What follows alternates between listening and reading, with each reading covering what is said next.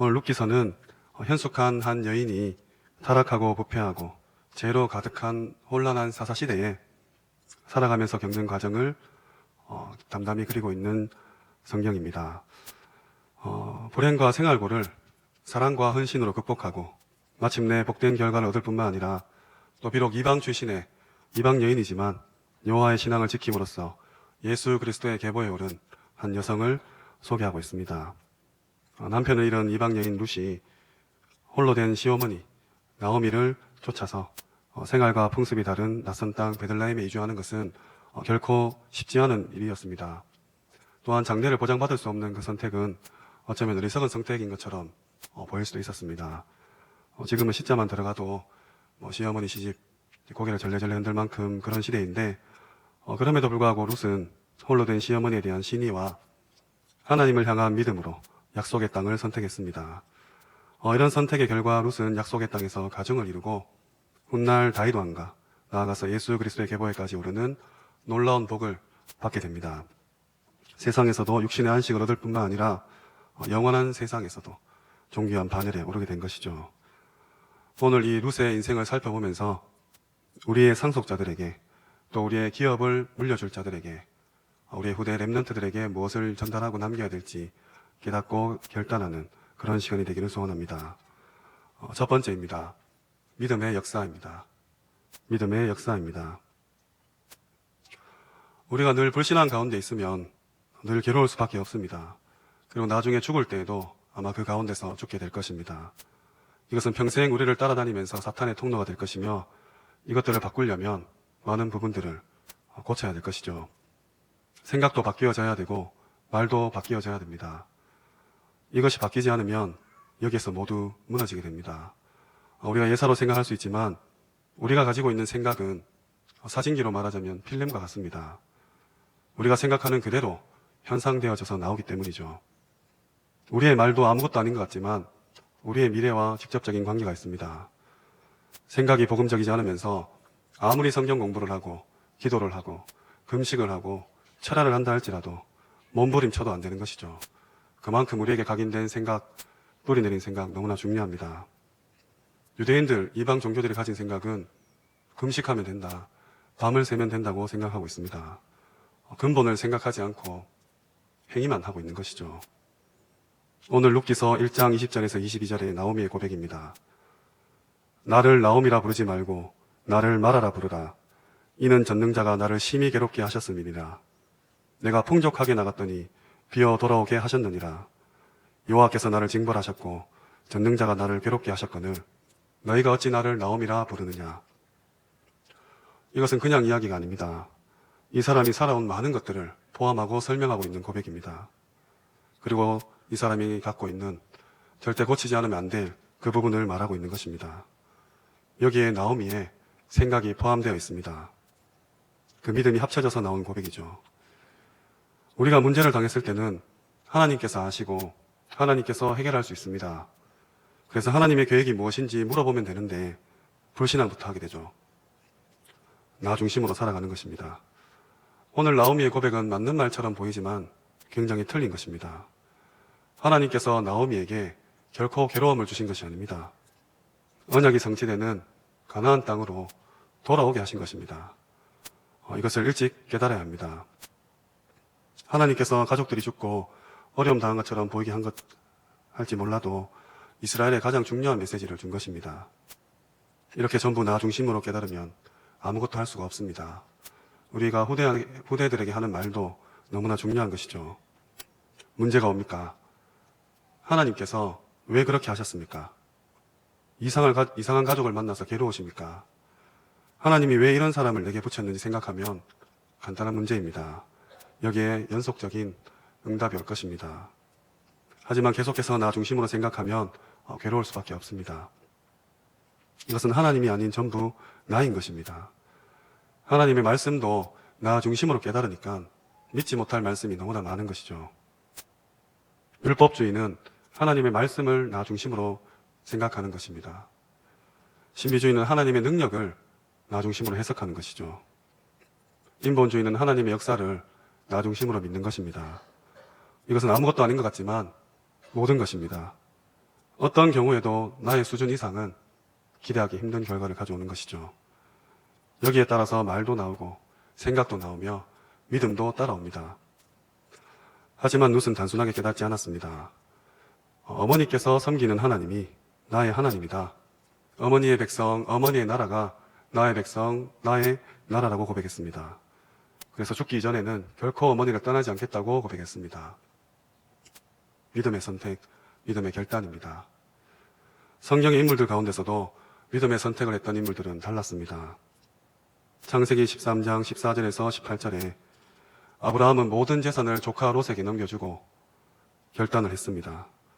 상수리 나무에서 기도를 했죠. 롯은 망했지만 아브라함은 거부가 되었습니다.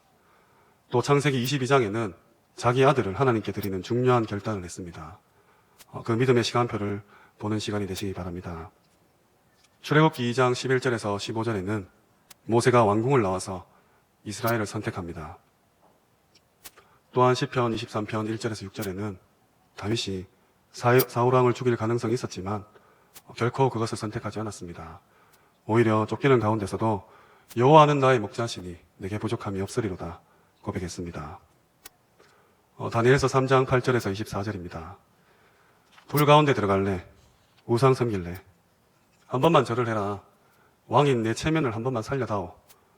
이 앞에서 절을 하지 않고 불목불에 뛰어든 다니엘의 세 친구의 결단이 있습니다. 또한 다니엘서 6장 10절에서 20절에는 이제 기도 그만해라. 아니면 사자굴에 들어간다. 다니엘은 위대한 결단을 내렸습니다. 누구나 한 번은 죽습니다. 주기철 목사님은 일사가고 목숨이 여러 개면 여기서도 죽고 저기서도 죽으면 되지만 목숨이 하나기에 중요한 결단을 하고 중요하게 죽어야겠다고 고백했습니다. 오늘 우리가 이 믿음을 가져야 할 것입니다. 룻의 믿음을 닮아야 할 것입니다. 어머니의 하나님이 나의 하나님이라며 끝까지 따라온 그 모습을 보고 초월적인 믿음, 영적인 믿음을 선택하시기 바랍니다. 우리에게 이런 믿음이 있다면 반드시 하나님께서 역사로 증거를 보이실 것입니다. 에베소서 1장 19절에 그의 힘의 위력으로 역사하심을 따라 믿는 우리에게 베푸신 능력의 지극히 크시다고 했습니다. 하나님의 능력을 믿는, 그 역사하심을 믿는 우리에게 하나님이 베푸실 역사는 실로 엄청날 것입니다. 데살로니가 전서 2장 13절에 하나님의 말씀을 받을 때 사람의 말로 받지 아니하고 하나님의 말씀으로 받음이니 믿는 자 가운데서 역사하느니라. 믿음은 산을 옮긴다고 합니다. 정말로 우리가 올바른 생각과 믿음의 선택을 하심으로 하나님의 역사를 체험하는 그런 한 주간이 되어야 될 것입니다. 남은 인생이 되어야 합니다. 그리고 무엇보다 우리 후대들이 세상에 속지 않고 믿음의 결단을 할 수 있도록 모델이 되어 주셔야 됩니다. 두 번째입니다. 사랑의 수고입니다. 사랑의 수고입니다. 오늘 룻기서의 가문 배경은 이러합니다. 사사시대에 흉년이 들어서 엘리멜렉이라는 사람이 모압 땅으로 이사를 갑니다. 아주 적은 일이죠. 이사를 갔을 뿐인데 사실은 베들레헴을 떠난 것입니다. 룻기서 1장 2절에서 3절에 보면 그곳에서 엘리멜렉은 죽고 맙니다. 빨리 깨달아야 되는데 그러지 못했죠. 5절에 아들 둘을 낳았는데 그곳에서 장가를 보냈는데 아들 둘도 다 죽고 맙니다. 그래서 여자 3명이 세 과부만 남게 됩니다. 룻기서 2장 3절에 보면 열심히 일을 하는 룻을 볼 수 있습니다. 이삭을 주우면서 시어머니를 먹여 살리는 것이죠. 유대인들은 길가에 떨어진 배를 베지 않습니다. 그리고 단을 묶다가 이삭이 떨어지면 죽지 않고 가난하고 불쌍한 과부들이 죽을 수 있도록 버려둡니다. 그런데 젊은 여자가, 그것도 아이를 낳지 않은 여자가 거기서 이삭을 줍는다는 것은 쉽지 않은 일이라고 합니다. 사랑의 수고이죠. 이삭을 줍다가 현장에서 귀한 만남을 만나게 됩니다. 사랑의 수고 가운데 시대적인 만남을 허락받은 것입니다. 이 언약 안에서 또 다른 사랑이 시작됩니다. 예전의 사랑이 육신적인 것 같다면 지금부터 시작하는 사랑은 영적인 사랑인 것이죠. 룻기서 3장 10절에 이런 말씀이 나옵니다. 내 딸아 여호와께서 내게 복 주시기를 원하노라. 내가 가난하건 부하건 젊은 자를 따르지 아니하였으니 내가 베푸니 내가 처음보다 나중이 더하도다. 빈부나 연령보다 인애를 강조한 사랑을 룻은 선택했습니다. 그리고 룻기서 3장 11절에는 내 딸아 두려워 말라. 내가 내 말대로 내게 다 행하리라. 내가 현속한 여자인 줄을 나의 성읍 백성이 다 아느니라. 복음과 언약 안에서 현속한 사랑을 시작한 것입니다. 13절에 중요한 말씀이 나옵니다. 내가 기업 물을 자의 책임을 내게 행하리라. 다시 말해 가문의 축복을 이루는 사랑이 시작됩니다. 인애를 강조하고 현숙하며 가문의 축복을 만들어내는 사랑이 시작된 것이죠. 3장 18절에는 시모가 가로되 내 딸아 이 사건이 어떻게 되는 것을 알기까지 가만히 앉아 있으라. 그 사람이 오늘날 이 일을 성취하기 전에는 쉬지 아니하리라. 하나님의 계획을 성취하는 사람까지 발전합니다. 하나님께서 연약한 룻을 통하여 굉장한 축복을 주셨습니다. 단순한 사랑의 수고인 이삭 죽기를 한 여인처럼 보이지만 복음 때문에 인생이 바뀌게 됩니다. 이방 여인에서 언약의 여인으로 복음이 없던 이방 사람이 영원히 망하지 않는 언약의 사람으로 바뀝니다. 또한 육신적으로도 하녀 신분으로 있다가 귀족의 신분으로 바뀌었습니다. 무엇보다 하나님의 자녀가 되는 그 엄청난 축복을 누렸습니다. 육신의 삶에서 하나님의 기업을 이루는 신분으로 변화된 것이죠. 가문과 기업, 또 신분과 명예를 살려내는 과거의 모든 어려움이 살아나는 그 축복을 받게 됩니다. 이것뿐만 아니라 이스라엘과 왕궁을 살리는 축복까지 약속받습니다. 영혼을 사랑하는 수고를 정말 극심하게 한 바울의 고백입니다. 고린도후서 11장 23절에서 26절 말씀입니다. 그들이 그리스도의 일꾼이냐 정신없는 말을 하거니와 나는 더욱 그러하도다. 내가 수고를 넘치도록 하고 옥에 갇히기도 더 많이 하고 매도 수없이 맞고 여러 번 죽을 뻔하였으니. 바울은 40에 하나 감한매를 5번이나 맞습니다. 유대인들은 전통적으로 한 사람에게 때릴 수 있는 매 횟수가 40회라고 합니다. 그래서 그 횟수를 넘기지 않기 위해서 한 대 적게 때린다고 합니다. 혹시나 실수로 41대를 때릴까봐. 그래서 바울은 그 39대를 5번이나 맞았습니다. 그리고 3번이나 태장을 맞습니다. 태장이라 함은 채찍의 끝에 납을 달아서 때리는 형벌입니다. 그냥 채찍을 맞아도 살갗이 찢어질 텐데 그 끝에 납을 달아서 때리니까 극심한 고통이 따르겠죠. 그래서 유대인들은 그 로마 시민권자들은 이 형벌을 받지 않는다고 합니다. 하지만 바울은 그 사랑의 수고죠. 복음을 영혼을 사랑하는 그 마음 때문에 3번이나 맞게 됩니다. 뿐만 아니라 1번 돌로 맞고 3번 파선하고 일주야를 깊은 바다에서 지내며 강과 강도, 동족과 이방인, 또 시내, 광야, 바다, 거짓 형제의 위험 가운데 노출됐다고 고백합니다. 그러나 바울의 영혼 사랑은 그 수고는 그치지 않았습니다.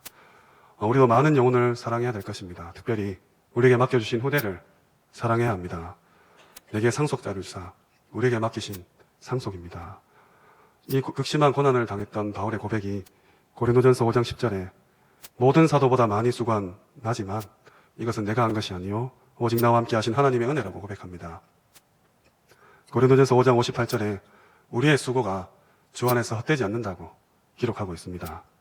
또한 디모데후서 2장 6절에는 수고한 농부가 곡식을 먼저 받는 것이 마땅하다고 합니다.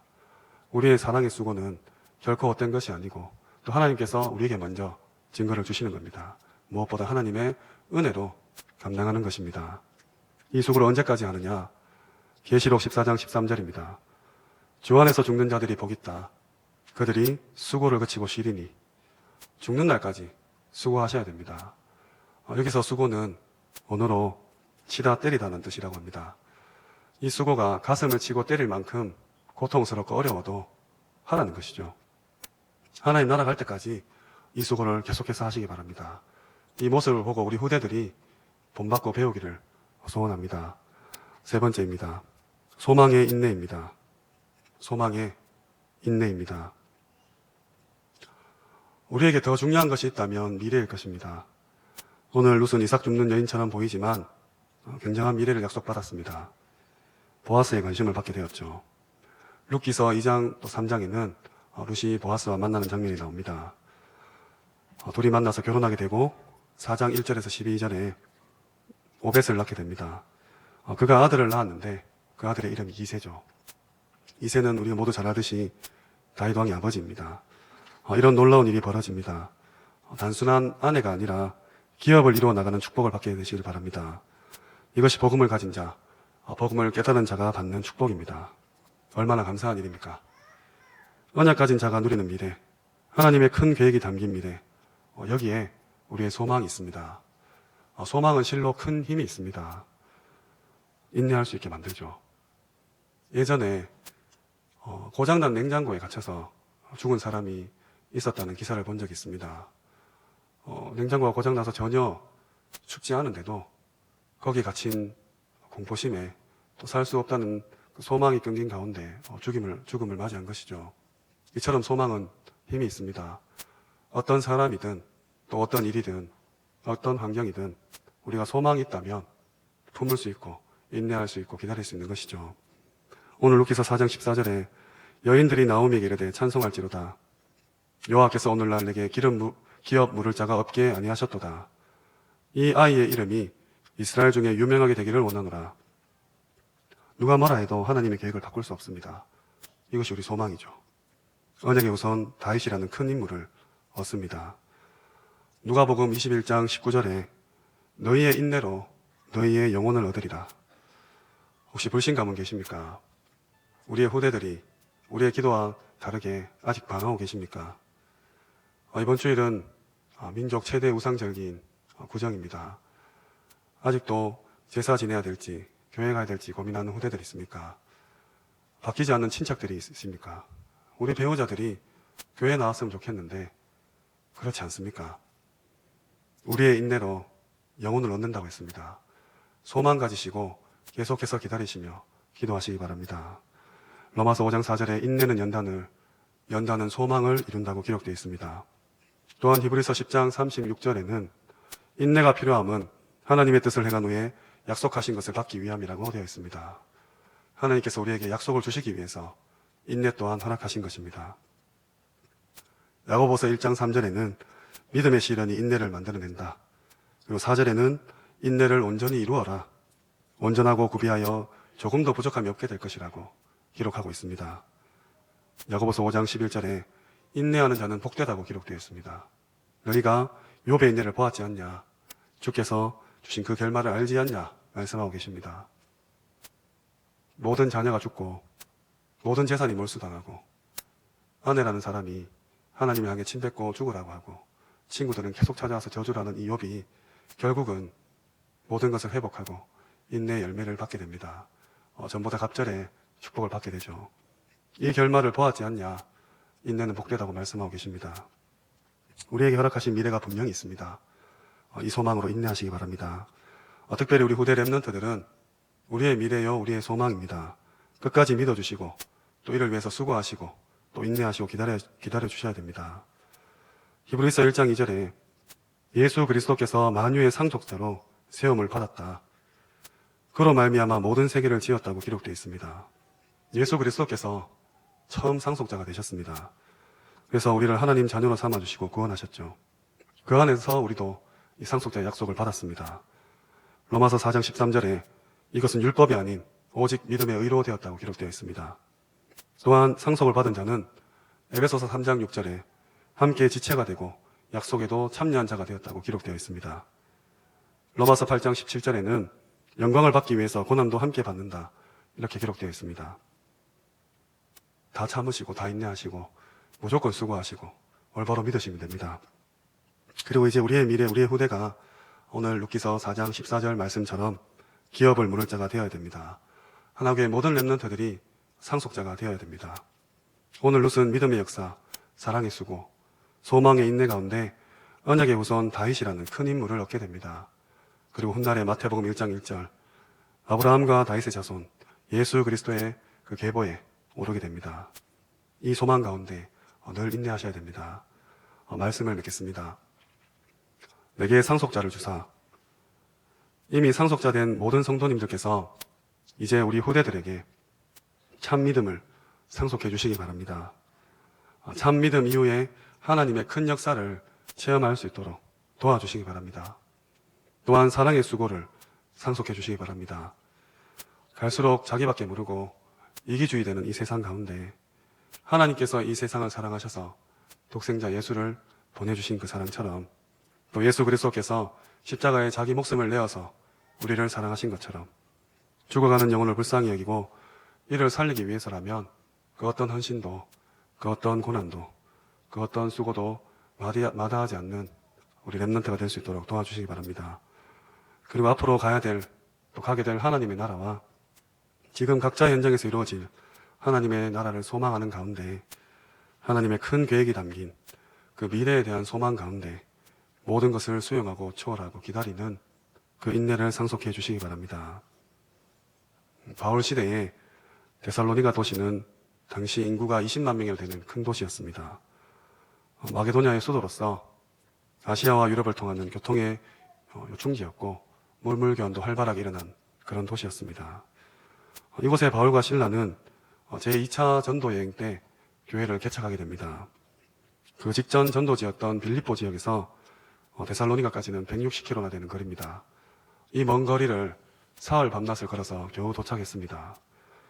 이미 이 팀들은 빌립보에서 사역하다가 고난과 능욕을 당하고 영육간에 많이 탈진해 있는 상태였는데 그러나 여기서도 바울은 복음을 증거합니다. 사도행전 17장 2절에서 3절 말씀입니다.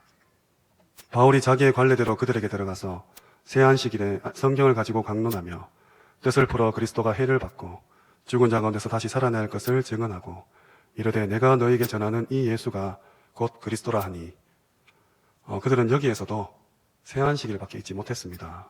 20일 남짓이죠. 또 반대에 부딪혀서 몰래 도망쳐 나왔습니다. 다른 사람이 봤을 때는 분명 실패한 것처럼 보일 수 있습니다. 하지만 그 후 1년 뒤에 데살로니가 전서 2장을 보면 그 고난 가운데 세운 교회가 당시 다른 모든 교회보다 가장 모범적이고 가장 소문난 교회로 성장했다고 칭찬합니다. 무엇이 20일밖에 없었던 이 지역에 이 데살로니가 교회를 부흥하고 성장하게 했습니까? 데살로니가 전서 1장 3절에 믿음의 역사, 사랑의 수고, 소망의 인내입니다. 우리 하나교회가 이 축복을 받은 줄 믿습니다. 하나님께서는 우리 하나교회에 오늘 루시했던 그 상속자, 기업을 물을 자, 특별히 렘넌트를 이미 약속으로 주셨습니다. 그리고 2017년도에 이 렘넌트들을 세우는 문화성전으로 만들겠다고 약속하셨습니다. 이 후대들이 하나교회에서 지금 무럭무럭 자라고 있습니다. 앞으로 우리 남은 모든 삶이 믿음의 역사와 사랑의 수고와 소망의 인내 가운데 모든 후대들을, 모든 상속자를, 모든 기업 물을 자들을 살려내고 세우고 전 세계에 파송하는 그런 축복이 있기를 주님의 이름으로